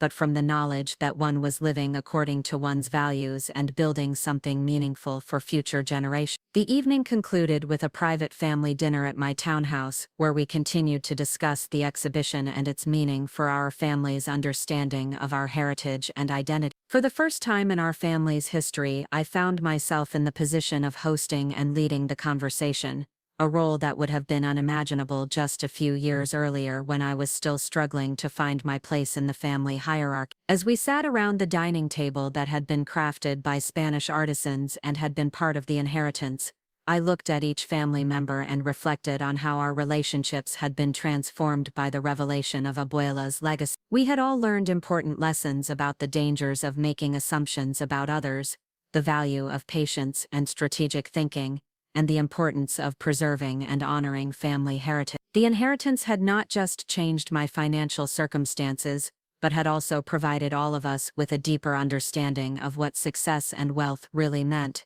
The conversation that evening was relaxed and genuine in ways that our family gatherings had never been before. We discussed our individual projects and goals, shared ideas about how to continue honoring Abuela's memory, and made plans for future family trips to Spain, where we could all learn more about our heritage and the circumstances that had shaped our family's journey to America. The dynamic was collaborative rather than competitive, supportive rather than critical, and focused on building something meaningful together rather than establishing individual superiority. As the evening wound down and family members began to leave, I remained at the table, looking at the family photographs that now decorated my dining room walls and thinking about the journey that had brought us to this point. The dollar bill that had seemed so insignificant 2 years earlier had indeed been the key to everything, just as Abuela had intended, but the real treasure had not been the money or the assets in the Swiss safety deposit box. The real treasure had been the lessons about patience, wisdom, and the importance of seeing beyond surface appearances that had enabled me to understand and appreciate the legacy that Abuela had spent her lifetime building. Standing in my beautiful home, surrounded by artifacts and documents that told the story of my family's journey across continents and generations, I felt a deep sense of gratitude for the gift that Abuela had given me. She had not just provided financial security, but had also connected me to a heritage and identity that I had never fully understood. She had taught me that true wealth came from building something meaningful for future generations, and she had shown me that the most important accomplishments were often those that were achieved quietly and patiently rather than those that attracted immediate attention and recognition. The inheritance had changed my life in ways that I was still discovering, but it had also given me the tools and resources necessary to continue the work that Abuela had begun. I was now the keeper of our family's story, the steward of resources that could be used to support others who were working to preserve their own heritage and build their own legacy. The responsibility was both humbling and inspiring, and I was determined to use it wisely and to ensure that the lessons Abuela had taught me would be passed on to future generations in turn. As I prepared for bed that night, I thought about the exhibition that would open to the public the next day, the research project that would take me to Spain in the coming months, and the ongoing work of managing and growing the inheritance that Abuela had entrusted to my care. The future was full of possibilities that would have been unimaginable when I was working at the coffee shop and struggling to find my place in the world. But more than the opportunities and advantages, I was grateful for the understanding and perspective that the inheritance had provided, and for the connection to family history and cultural heritage that would continue to guide and inspire me for the rest of my life. 5 years had elapsed since that life-changing discovery in Abuela's apartment, and as I sat in the mahogany-paneled boardroom of the Rodriguez Heritage Foundation, reviewing our annual impact report, I marveled at how far we had come. The foundation had grown from a small scholarship program into a comprehensive organization that supported immigrant families, preserved cultural heritage, and created opportunities for first-generation Americans to pursue their dreams without sacrificing their connections to their ancestral roots. The numbers on the page before me told a story of lives changed, families supported, and communities strengthened through the strategic deployment of resources that Abuela had spent her lifetime accumulating. The foundation had awarded scholarships to over 300 students, provided small business loans to immigrant entrepreneurs, funded cultural preservation projects across the Midwest, and established partnerships with universities and museums to document and share the stories of immigrant community. Each initiative had been carefully designed to address specific needs, while also building long-term capacity for individuals and communities to thrive. The work had required the same patience and strategic thinking that had characterized Abuela's approach to building wealth, and I had learned to measure success, not just in immediate outcomes, but in the sustainable impact that would continue to benefit future generations. The morning board meeting had been particularly significant because we were announcing the establishment of a new international program that would create formal partnerships between American and Spanish institutions to facilitate cultural exchange and collaborative research. The program had been inspired by my own experiences working in Spain and had been developed with input from scholars, museum professionals, and community leaders on both sides of the Atlantic. The initiative would provide funding for researchers, artists, and cultural workers to spend time in each other's countries, building relationships and sharing knowledge that would strengthen understanding between Spanish and American community. The announcement had attracted attention from media outlets, government officials, and cultural organizations, who recognized the program as a significant contribution to international cultural cooperation. But for me, the most meaningful aspect of the program was the way it honored Abuela's vision of maintaining connections across generations and continents, while building something new and valuable for the future. She had understood that heritage was not just about preserving the past, but about creating bridges between different worlds and ensuring that cultural knowledge could be shared and transmitted to benefit the broadest possible community. The success of the foundation had also brought unexpected recognition and opportunities. I had been invited to serve on the boards of several major cultural institutions, had been asked to speak at conferences around the world, and had been approached by publishers who were interested in my writing about the immigrant experience and the hidden stories of wealth building in marginalized communities. The platform had given me the ability to advocate for policies and programs that would benefit immigrant families, and I had become a respected voice in discussions about cultural preservation, economic development, and social justice. The professional recognition had been gratifying, but it had also created responsibilities that required careful consideration. I had learned that visibility and influence came with the obligation to use them wisely, and I had tried to follow Abuela's example of focusing on substantive contributions, rather than seeking attention or praise. The work had to be about building something meaningful rather than enhancing personal reputation, and I had been conscious of maintaining the humility and discretion that had characterized her approach to both wealth and achievement. My family had continued to evolve and adapt to the changes that had been set in motion by the inheritance. Michael had left his corporate law firm to start a practice focused on immigration law and nonprofit organizations,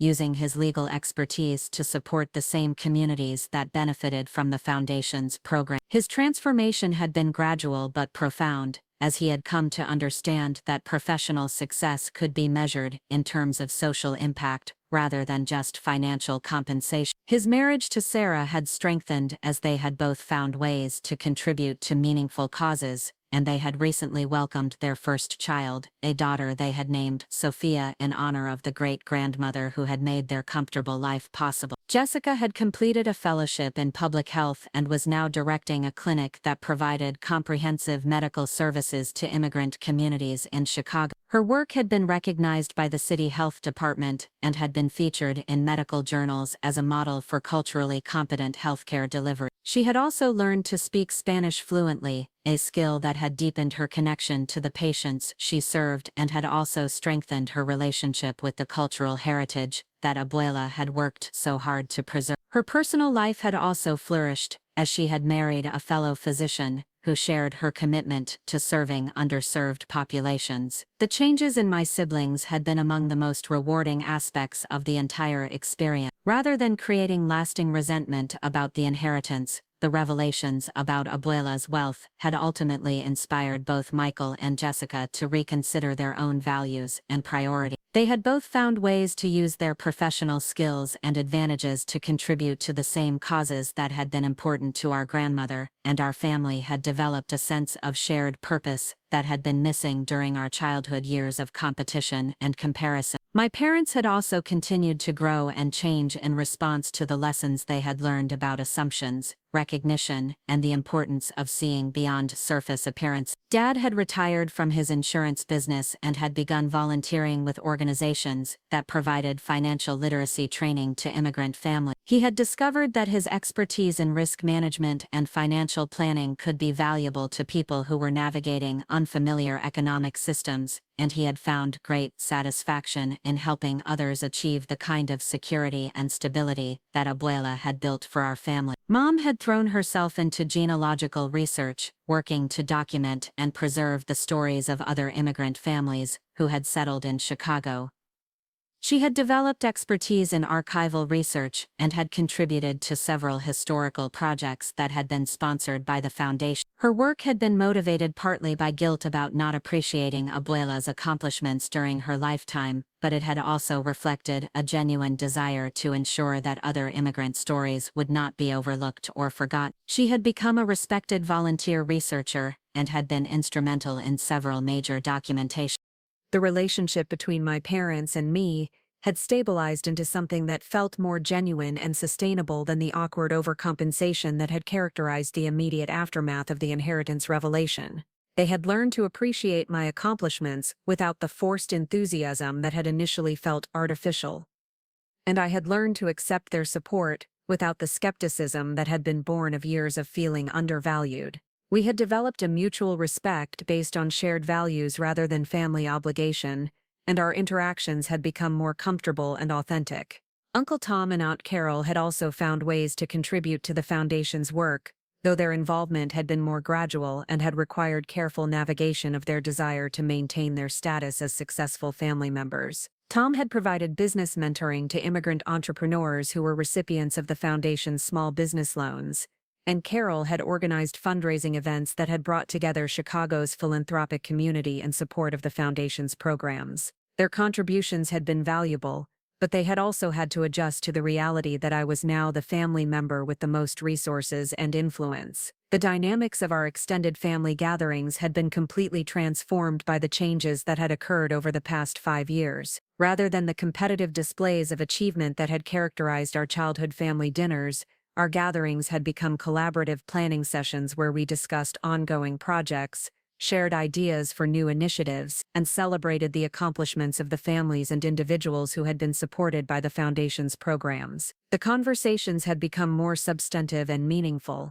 focused on shared goals rather than individual status. The international work had been particularly fulfilling, as it had allowed me to build on the connections I had discovered during my initial research trips to Spain. I had spent several months each year working with Spanish museums and archives, documenting the experiences of families who had emigrated during the Civil War and had established new lives in America. The research had revealed patterns and stories that had enriched my understanding of the immigrant experience and had also provided valuable historical documentation that would benefit future researchers and community members. The work in Spain had also led to the discovery of additional family connections and stories that had deepened my appreciation for Abuela's courage and determination. I had met distant relatives who had remained in Spain, and had learned about the circumstances that had forced her family to leave everything behind. The conversations had provided context for understanding the magnitude of what she had accomplished in America and had also revealed the extent of the sacrifice and loss that had been required for her to build a new life in a foreign country. These discoveries had informed the development of a new initiative that would provide support for individuals and families who were working to trace their genealogies and document their heritage. The program would offer funding for research trips,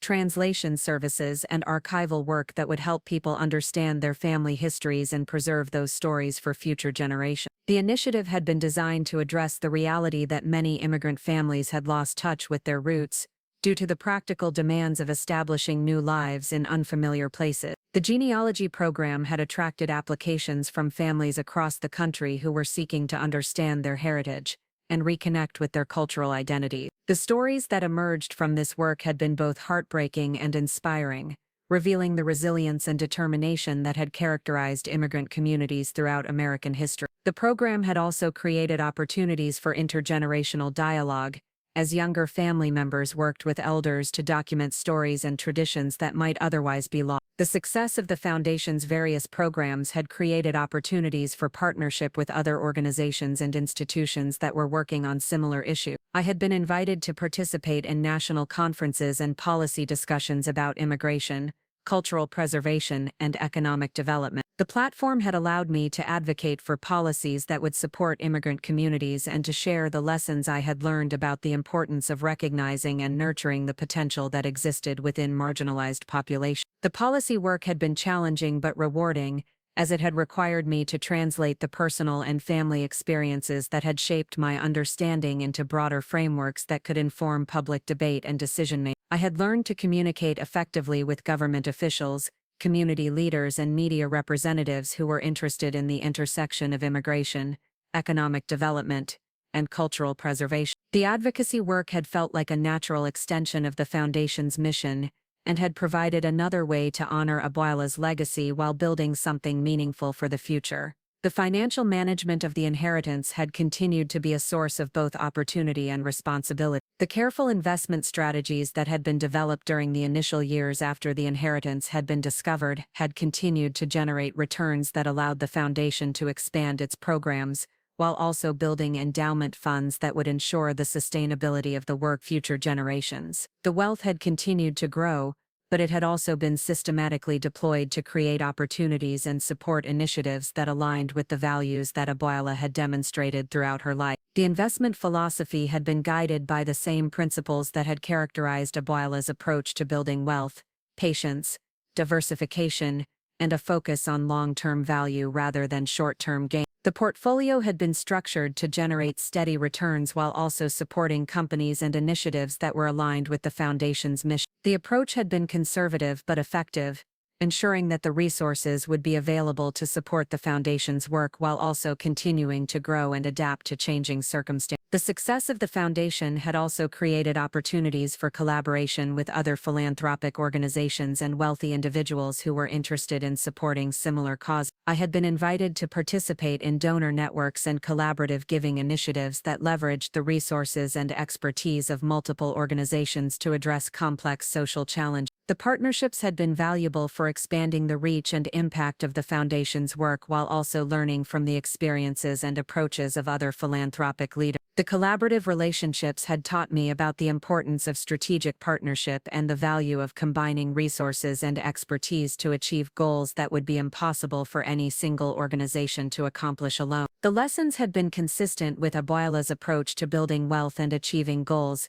Success often required patience, collaboration, and the willingness to work steadily toward long-term objectives rather than seeking immediate recognition or dramatic results. As I sat in my office that evening, reviewing the Foundation's annual report and planning for the coming year's initiatives, I reflected on the journey that had brought me to this point. The dollar bill that had seemed so insignificant 7 years earlier had indeed been the key to everything, but not in the way that anyone could have anticipated. The real treasure had not been the money or the assets in the Swiss safety deposit box, but the lessons about patience, wisdom, and the importance of building something meaningful for future generations. The inheritance had transformed my life in ways that continued to unfold, but it had also provided me with the tools and resources necessary to honor Abuela's memory while building something new and valuable for the communities and causes that mattered to both of us. The Foundation had become a vehicle for translating her values and vision into programs and initiatives that would benefit people she had never met, but whose struggles and aspirations she would have understood and supported. The work had taught me that true wealth was not measured in dollars or assets, but in the positive impact that one could have on the lives of others and the legacy that one could build for future generations. Abuela had understood this principle and had lived her life accordingly, building financial resources not for personal comfort or status, but as tools that could be used to create opportunities and support the success of others. The inheritance had provided me with the same opportunity, and I had tried to use it wisely and purposefully. Looking toward the future, I could see countless opportunities to continue expanding the Foundation's work and impact. The international programs were attracting interest from organizations and governments around the world. The scholarship programs were generating applications from talented students who would become the next generation of leaders, and the small business initiatives were creating jobs and economic opportunities in communities that had been underserved by traditional financial institutions. The personal satisfaction that came from this work was deeper and more meaningful than anything I had experienced during my years of struggling to find my place in the world. The foundation had provided me with a sense of purpose and direction that went far beyond personal achievement or financial security. It had connected me to a legacy of service and sacrifice that extended back through generations of family members who had worked to build something better for their descendants. As I prepared to leave the office and return to my home, I thought about the family dinner that was planned for the following evening, where we would celebrate the foundation's anniversary and discuss plans for the coming year. The gathering would be very different from the competitive and often uncomfortable family dinners of my childhood, but it would also be a continuation of the tradition of family members coming together to share their experiences and support each other's goals and aspirations. The transformation of our family dynamics had been one of the most unexpected and rewarding aspects of the entire experience.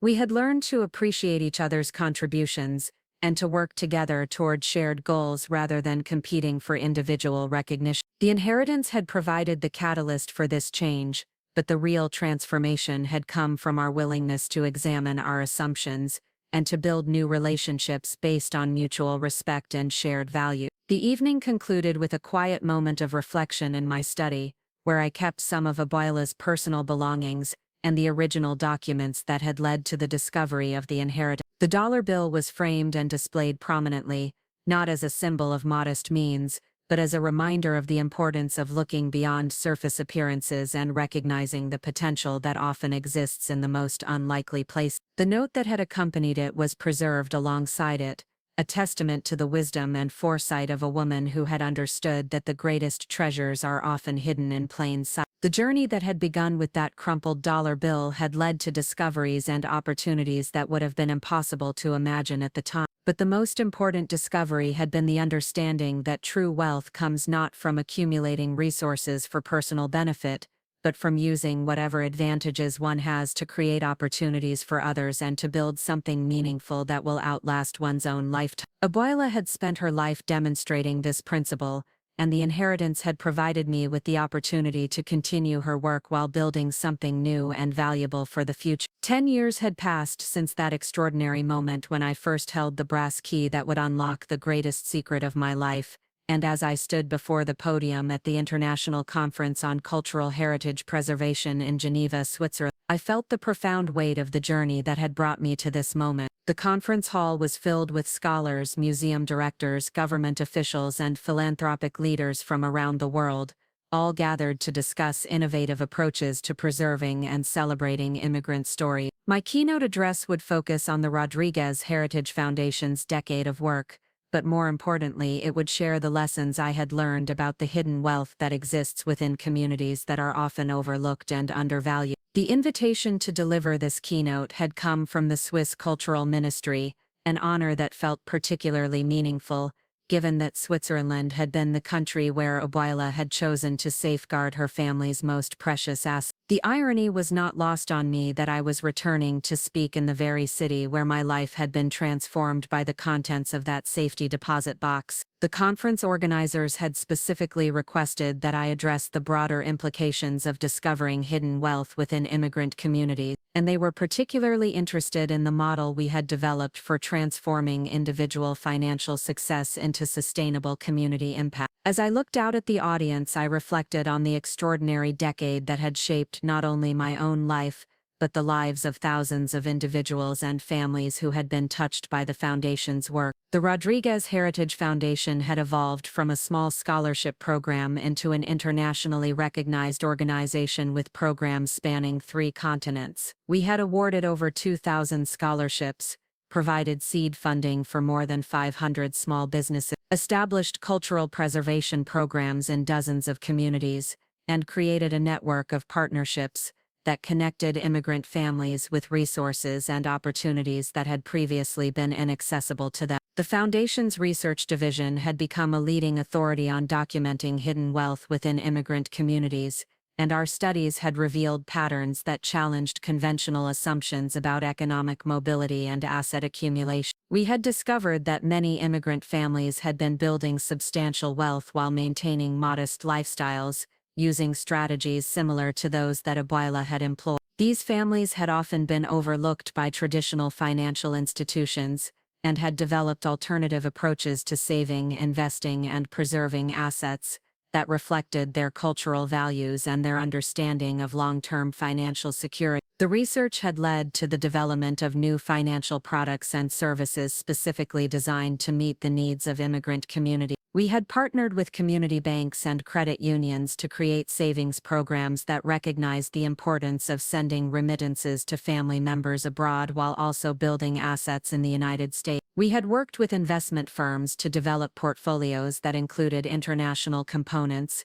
allowing immigrant families to maintain connections to their countries of origin while building wealth in their new community. The international expansion of the Foundation's work had been particularly rewarding, as it had allowed us to create programs that addressed the global nature of immigration and cultural preservation. We had established partnerships with organizations in Spain, Mexico, Guatemala, and several other countries, creating exchange programs that allowed individuals to research their family histories, develop their professional skills, and build connections that spanned national boundaries. The programs had been designed to recognize that immigrant communities were not just recipients of services, but were active participants in global networks of cultural and economic exchange. The success of these international programs had attracted attention from governments and international organizations that were interested in developing more effective approaches to supporting immigrant integration and economic development. I had been invited to serve on advisory committees for the United Nations, the World Bank, and several national governments, providing input on policies and programs that would support immigrant communities, while also recognizing the contributions that these communities made to their host country. The policy work had been challenging but essential as it had provided opportunities to advocate for systemic changes that would benefit immigrant communities more broadly than any individual program could accomplish. I had learned to navigate complex political environments and to build coalitions that brought together diverse stakeholders around shared goals. The advocacy work had required the same patience and strategic thinking that had characterized Abuela's approach to building wealth, focusing on long-term change rather than immediate results. My personal life had also been transformed by the opportunities and responsibilities that had come with managing the inheritance and leading the foundation. 3 years earlier, I had married David Chen, a fellow museum professional who shared my commitment to cultural preservation and community development. David had been working as a curator at the Smithsonian Institution when we met at a conference on Asian American history, and he had brought his own expertise in documenting immigrant experiences to our shared work. Our partnership had been both personal and professional as we had collaborated on several major exhibitions and research projects that had expanded the Foundation's reach and impact. David's family had immigrated to the United States from Taiwan, and his own experiences with navigating cultural identity and family expectations had given him deep insights into the challenges and opportunities that characterized immigrant communities. His parents had built a successful restaurant business while maintaining strong connections to their cultural heritage, and his family's story had many parallels to the experiences that we were documenting through the Foundation's work. Our marriage had brought together two families with similar values and complementary experiences, creating a partnership that strengthened both our personal relationship and our professional collaboration. The birth of our daughter Sofia Elena Chen Rodriguez 18 months earlier had added a new dimension to my understanding of the importance of preserving cultural heritage for future generations. Named after Abuela, our daughter represented the continuation of a legacy that had been built through decades of sacrifice and patient accumulation. As I watched her grow and develop, I was conscious of the responsibility to ensure that she would understand and appreciate the story of the great-great-grandmother whose wisdom and determination had made her comfortable life possible. The experience of becoming a parent had also deepened my appreciation for the choices that Abuela had made throughout her life. She had lived modestly and worked constantly, not for her own immediate benefit, but to create opportunities for descendants she would never meet. The magnitude of her sacrifice and the far-sighted nature of her planning had become even more meaningful, as I considered the world that I wanted to create for my own daughter and for the children who would benefit from the Foundation's work in the years to come. The Foundation's educational programs had expanded to include initiatives specifically designed to help immigrant families pass on their cultural heritage to their children and grandchildren. We had developed curricula that taught young people about their family histories, provided language instruction that helped them maintain connections to their ancestral cultures, and created mentorship programs that connected them with successful professionals who shared their background. The programs had been designed to address the reality that many immigrant families struggled to maintain cultural connections, while also helping their children succeed in American society. The mentorship programs had been particularly successful, as they had created networks of support that extended far beyond the formal program structure. Young people who had participated in the programs had gone on to establish their own businesses, pursue advanced education, and contribute to their communities in ways that honored their heritage, while also building something new and valuable. The programs had demonstrated that cultural preservation and economic advancement were not competing goals, but were complementary aspects of building strong and sustainable communities. The Foundation's work had also attracted attention from researchers and academics who were interested in studying the long-term impacts of targeted support for immigrant communities. Several universities had established partnerships with the Foundation to conduct longitudinal studies that would track the outcomes of our programs and provide evidence for the effectiveness of our approach. The research had been designed to contribute to the broader understanding of how philanthropic interventions could create lasting change, rather than just providing temporary assistance. The academic partnerships had led to the publication of several scholarly articles and books that had influenced policy discussions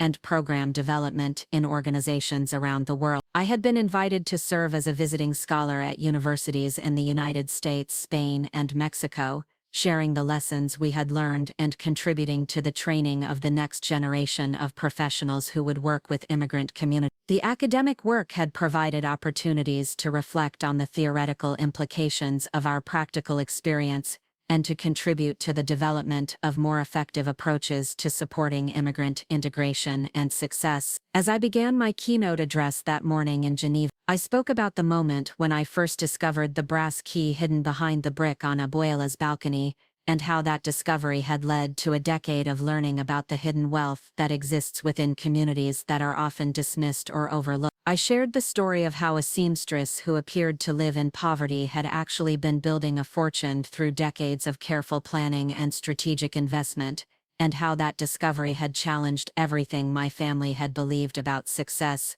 wealth, and the value of different types of contributions to society.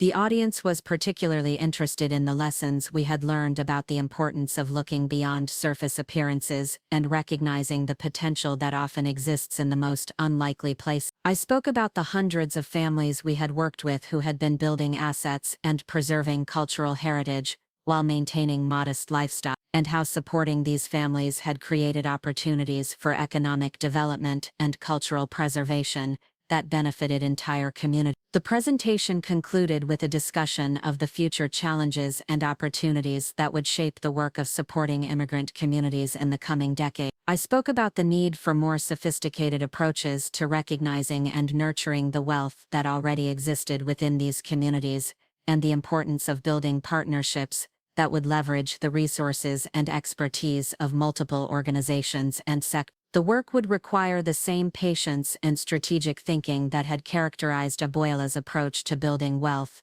focusing on long-term sustainability, rather than short-term results. The response to the keynote was overwhelmingly positive, with audience members expressing interest in developing similar programs in their own countries and communities. The conference organizers had arranged for follow-up meetings with representatives from several governments and international organizations who wanted to explore partnerships with the Foundation. The discussions had the potential to lead to significant expansion of our work and to the development of new approaches to supporting immigrant communities around the world. That evening, as I walked through the streets of Geneva toward the hotel where David and Sophia were waiting for me, I reflected on the extraordinary journey that had brought me to this point. The city looked different to me now than it had during my first visit to claim the inheritance, when I had been overwhelmed by the magnitude of what I had discovered, and uncertain about how to proceed. Now I understood that the real treasure had not been the money or the assets in the safety deposit box,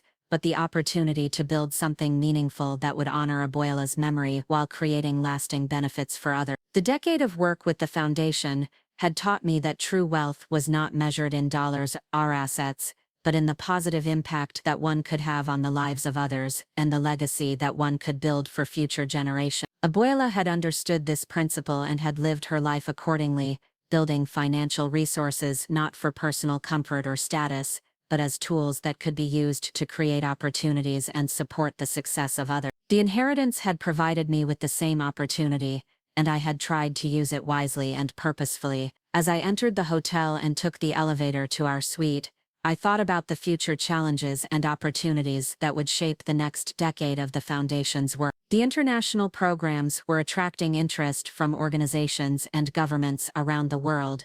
The scholarship programs were generating applications from talented students who would become the next generation of leaders. And the small business initiatives were creating jobs and economic opportunities in communities that had been underserved by traditional financial institutions. The personal satisfaction that came from this work was deeper and more meaningful than anything I had experienced during my years of struggling to find my place in the world. The foundation had provided me with a sense of purpose and direction that went far beyond personal achievement or financial security. It had connected me to a legacy of service and sacrifice that extended back through generations of family members who had worked to build something better for their descendants. The evening concluded with a quiet moment of reflection as I looked out the window at the city lights of Geneva, thinking about the family dinner that was planned for the following week back in Chicago, where we would celebrate the foundation's 10th anniversary and discuss plans for the coming decade. The gathering would include not just my immediate family,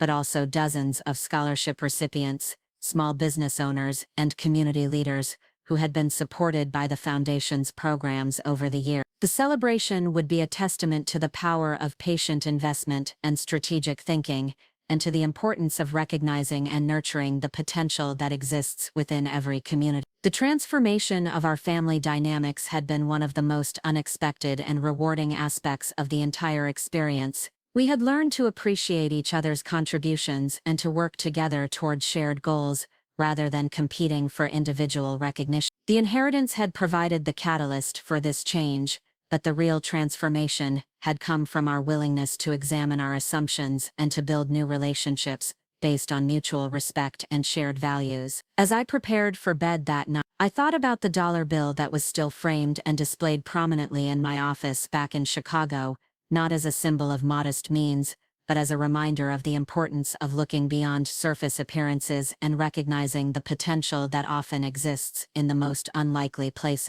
The note that had accompanied it was preserved alongside it, a testament to the wisdom and foresight of a woman who had understood that the greatest treasures are often hidden in plain sight. The journey that had begun with that crumpled dollar bill had led to discoveries and opportunities that would have been impossible to imagine at the time. But the most important discovery had been the understanding that true wealth comes not from accumulating resources for personal benefit, but from using whatever advantages one has to create opportunities for others and to build something meaningful that will outlast one's own lifetime. Abuela had spent her life demonstrating this principle, and the inheritance had provided me with the opportunity to continue her work while building something new and valuable for the future. Up next, you've got 2 more standout stories right on your screen. If this one hit the mark, you won't want to pass these up, just click and check them out.